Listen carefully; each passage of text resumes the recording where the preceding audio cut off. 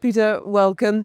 Peter, credit markets are clearly evolving, but what stands out for you? What changes since when you started AGL to now, in 2019 to now?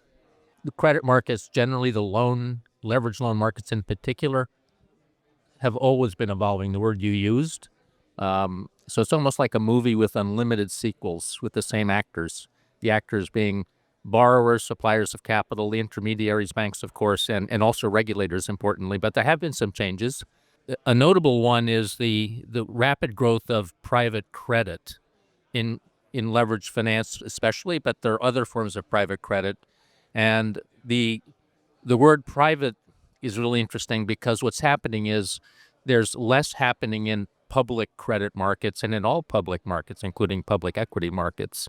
So I think one of the changes that hasn't really happened yet, but that could and will probably happen, is we'll see that private credit will increasingly disintermediate the fixed rate corporate bond markets, including the high yield market. But back to change in private credit, a big thing that's happened is banks, which had been losing market share to incumbent monoline private credit providers, who've attracted a lot of capital from LPs, mainly because had been in this zero interest rate environment, attracted a lot of capital.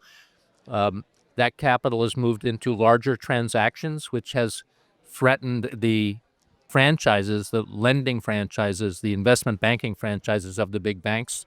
They've gone from defense to offense, and now we're forming partnerships, including with AGL itself. We have an exclusive partnership one way with Barclays, the UK bank. One thing that's really significant about that is borrowers who prefer to do a private credit financing versus a traditional broadly syndicated loan financing now can get private credit capital, but with everything that comes with a bank. So M&A from an investment bank, IPO, corporate and commercial banking services. So that's a big change.